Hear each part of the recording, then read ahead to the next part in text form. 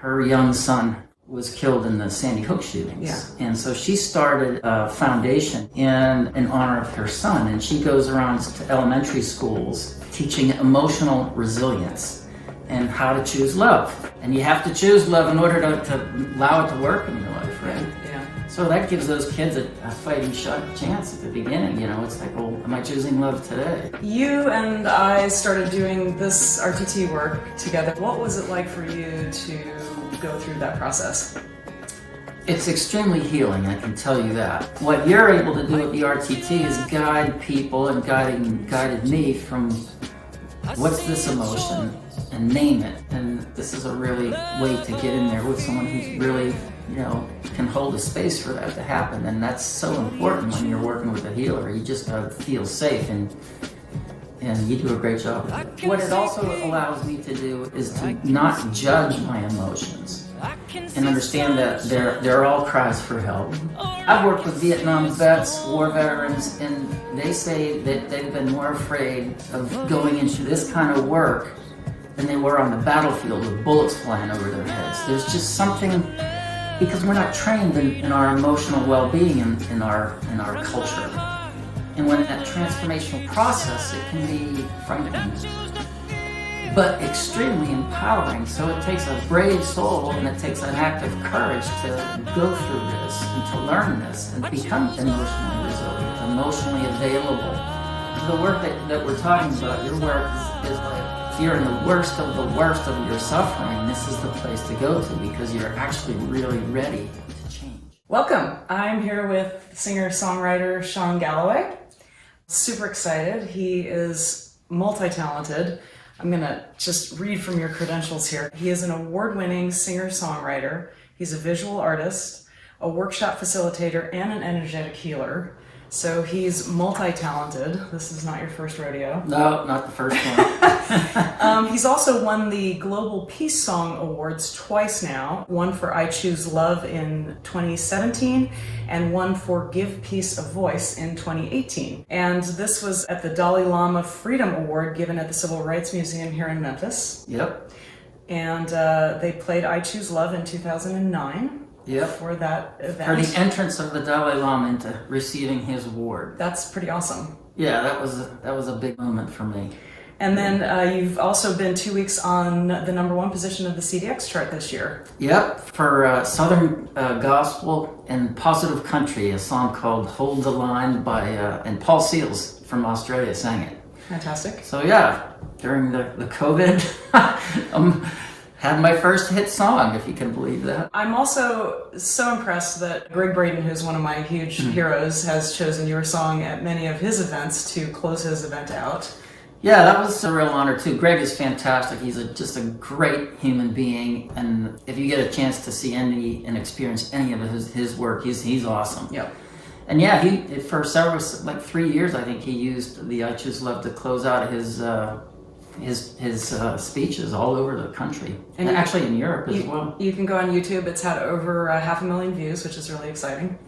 Actually, it's had well over 1 million views. There was 2 versions of the same one that was up there. Okay, cool. And I just didn't know much about things, and I erased one of them by mistake. So anyway, there's several versions of it up there now. So it's been all over the world. I choose love. I choose love.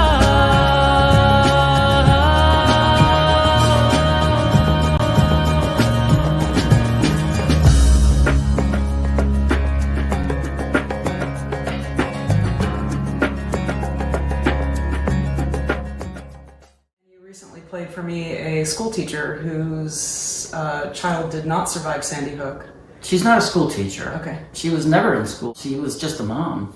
Her young son was killed in the Sandy Hook shootings. Yeah. And so she started a foundation. Her name is Scarlett Lewis, in honor of her son. And she goes around to elementary schools teaching emotional resilience and how to choose love. She has a big van that has choose love on it, and it's all decked out. So that's how she's healing and making something good out of some tragedy for her. But she uses my I Choose Love song. She teaches it to the kids and gives them an anchor for choosing emotional resilience. Yeah, you just played for me this video of her playing it to the kids, which you're going to be putting on your website, and you can't watch it without having tears come to your eyes. It's like, I mean, it was like, again, it was like, you just never know with how, I never know anyway, how I'm going to impact people with these songs that I write. And that was a big one. I like to call burning one into the consciousness, a message of real love.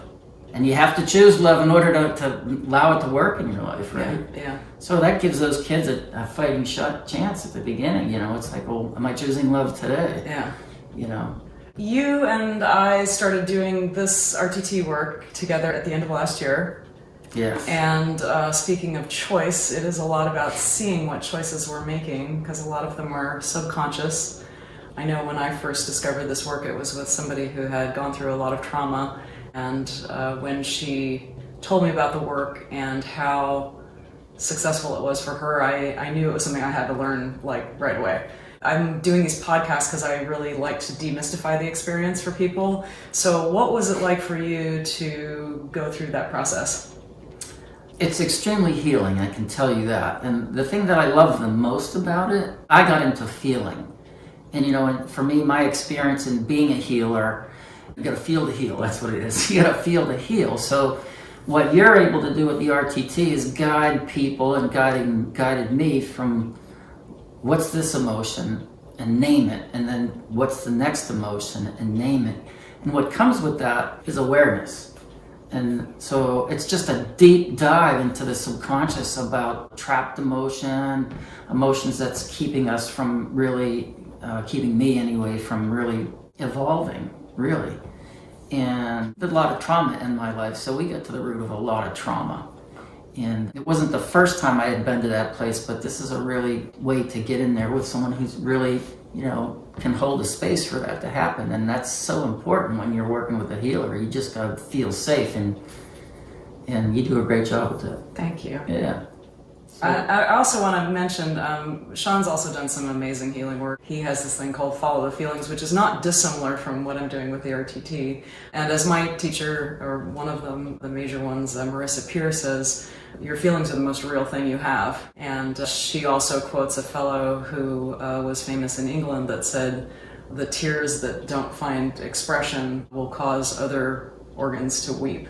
I love that. Everything that we bury will come out in some way. And one thing that I also gives me such great joy with this work is that when someone like myself or you are able to connect with the blockage that's causing so much pain, once that is given voice and made friends with, for want of better language, it's kind of interesting how quickly that can turn into your ally. And in your case, because you are such an amazing artist, you got some amazing artistic cues.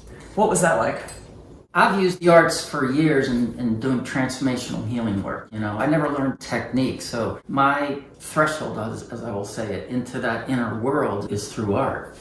When you bring me into feeling, it's like that automatically brings up the artist in me. In other words, it's like I can take like an emotion of, say, complete fear, and which we touched a few times, where always that's almost always behind the that's at the bottom of it all, and being able to take that emotion and transmute it in a way so that I can use it creatively. For an artist, it's fuel for the fire. Mm-hmm. What it also allows me to do is to not judge my emotions and understand that they're all cries for help. Mm-hmm. And if I take care of them, they're going to give back to me. Mm. And as an artist, that's what it's all about. Mm-hmm. You know what I mean? So, so you had a vision for your next beautiful painting. What was that like to see that in the session and then be able to go and just execute it? Well, it's interesting. When I see it, it's like an old negative of a picture. Mm-hmm. You know what I mean? It's like it's an imprint but it's almost like it happens in the moment as I'm creating it. So, but when I get the imprint, the negative is which happened, then I can start to move towards that way. I'm working on this piece right now. I call it the Universal Heart. And it was something that came from, we've done 3 of these sessions together, and I think that the 3 of them combined is all going into this piece of work. And it's a fiery looking heart with beautiful colors, and in the middle of it is this symbol that came to me, and it's geometric, and I think it may be some sort of light language. Some of you folks know what that's all about. I don't know. I just did it, and I saw it, and I'm just about done with it. I'll put the finishing touch on it a little later on this afternoon. And yeah, it's very powerful. It's a mandala for me. It'll be a piece that will always remind me of the Universal Heart. It's like the foundation of all the work that I've done for years. It's like the heart has always been in everything that I've done. There's always references to heart. And if there's anything that music and art does, is it activates the heart.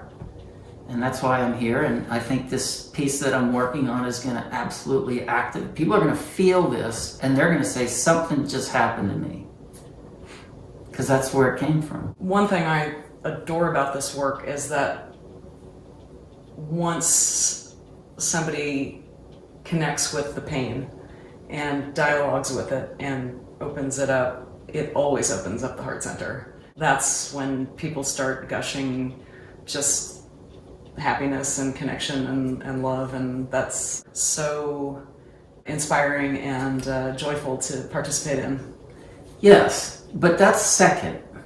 What's first? What's first is the courage to even go to those places of the trauma. I am so glad you said that, because I've worked with Vietnam vets, war veterans, and they say that they've been more afraid of going into this kind of work than they were on the battlefield with bullets flying over their heads. There's just something, because we're not trained in our emotional well-being in our culture.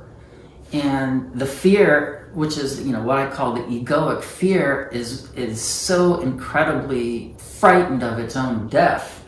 And when you feel the depth of those emotions, they don't die, they transform.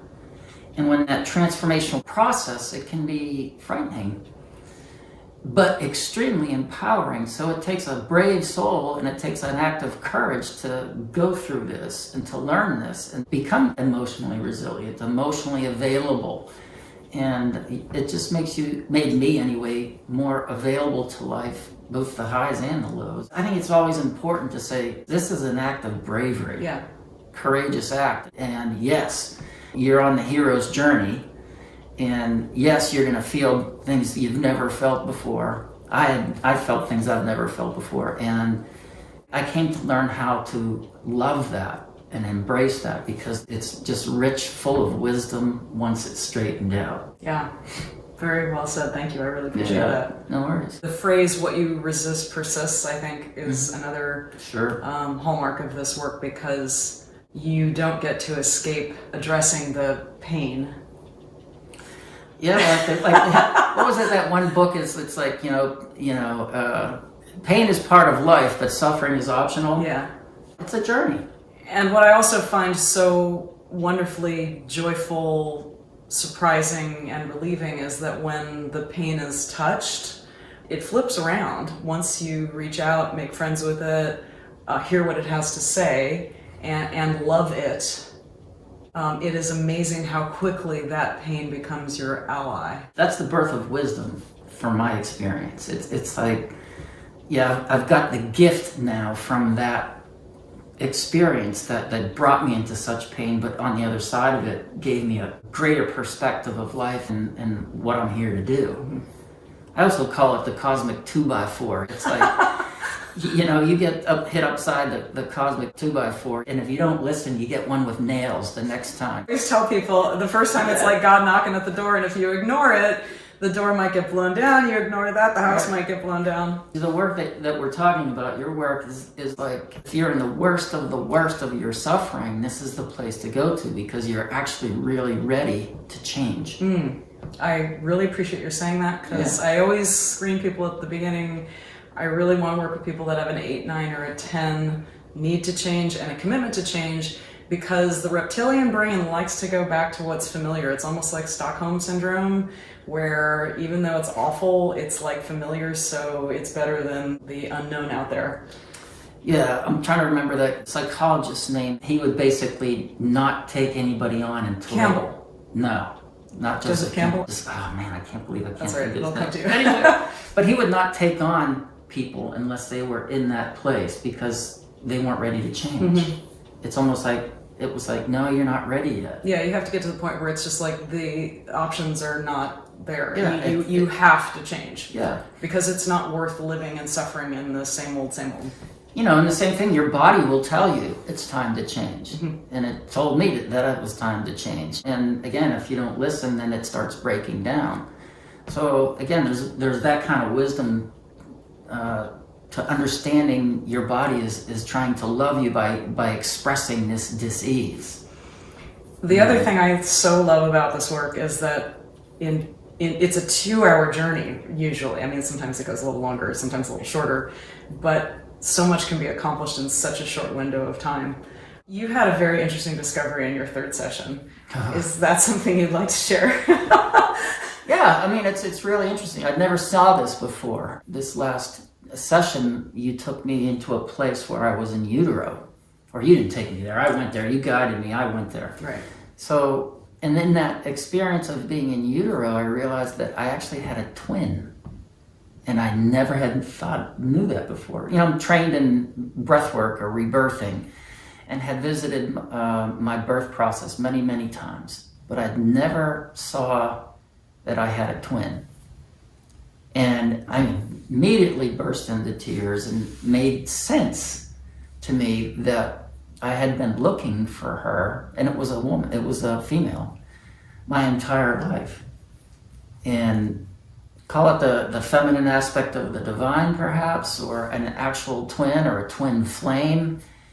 It's eluded me. It was good to come to that knowing that even though the physical wasn't there, the spirit was still there, and I was able to have the conversation with this aspect of the divine feminine or my twin flame that is half me or something, and just come to peace with that. It's like, oh, you know, I don't have to look any further. I can be in communion with that feminine energy and not long for it so much, what takes a lot of the sort of the trauma. It's like when trauma happened, it's an attractor beam for pain. Yeah. That's all I can say. Yeah. And we kept bringing in people that wouldn't hang around. Yeah. Women that wouldn't hang around. And it was like, you know, we'd have a great time and then they're off. It's like, well, what's that all about? And here I'm repeating the same pattern that I did in utero, and it's like my feeling is healing. Yeah. That's really awesome. Yeah, I'm still chewing on that one. Probably will be for a while. I think that'll you know? be a few more weeks anyway. Oh, absolutely. I had this song that I'd been writing for quite a while, and I'd finished it right before the session, and it made perfect sense. And it was like the line in the session that came to me that she was trying to tell me was, I am the eye of your open heart. You know, and it's like, oh, so that's you that's been in there. Okay, I get it now. You know, so that was really cool. And again, I can look at that as the divine feminine aspect, right, or it actually is my twin flame, right, or the feminine aspect of my soul. Mm-hmm. All I know is that it's helping me just feel like I'm whole and grounded.